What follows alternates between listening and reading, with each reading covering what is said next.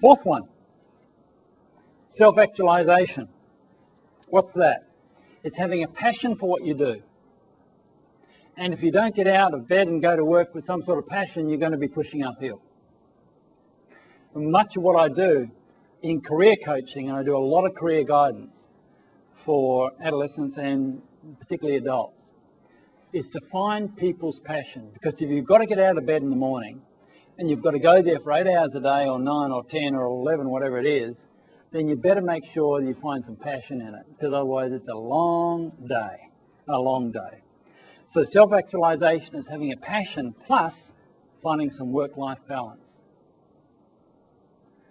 And do I do coaching and work-life balance? My goodness, the phone rings off its hook on that various request. Work-life balance. Life consumes us, particularly now. And I've written in that book, The Dark Clouds at Work, how the stress indicators have gone up markedly since the mid-1970s. And there's some studies say that stress has increased 45% over the last 3 decades. We're under stress, and work-life balance has often gone out the window. We need to have interests beyond work. We need to have a life outside of work. The next one, no surprises, self-confidence. Self-confidence has to be there. It's about liking yourself and feeling competent. I remember when I first started in private practice back in the late 80s. At that point, the first article I ever wrote for the popular press had to do with self-confidence.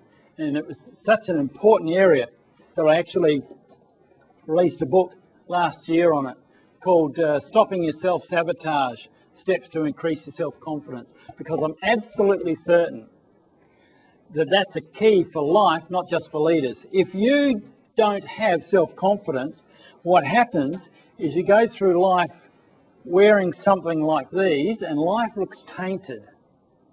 Everything you look at has the shine and gloss taken off it because you've got this filter where you're sabotaging yourself with low self-confidence, not just as individuals, but especially as leaders.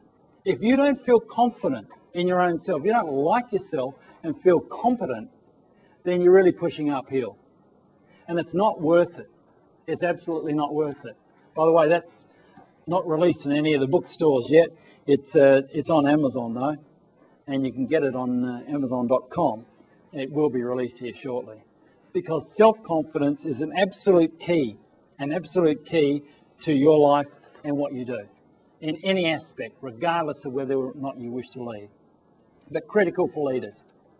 The next one is relationship skills. Stands to reason. You've got to have relationships. And that's what I indicated earlier on. Leaders are good at networking, really good at networking, up and down the organisation, from the shop floor on up. The number of people have come into me and said, we really miss that CEO. He knew everyone by name. He would often say, how's your kids? He would stop and chat to me. Wow. The GM stopped and chatted to me. On the factory floor, the GM's out there. It's called relationships from the floor right up through and outside the organisation, cross-fertilisation, really critical. By the way, females are better at this than guys. Females are better at it than guys. But it doesn't mean the guys can't step up, because good leaders are good networkers and they connect really, really well. And what's the last one? The last one is really a critical one. No surprises, it's empathy. Empathy is really important. This is the key to transformational leadership.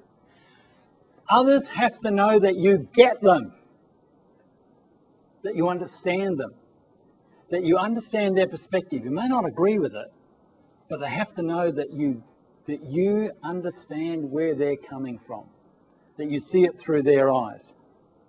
Again, females are better at this than males. But it's really critical to learn the skill. Empathy is an absolute vital component for effective leadership.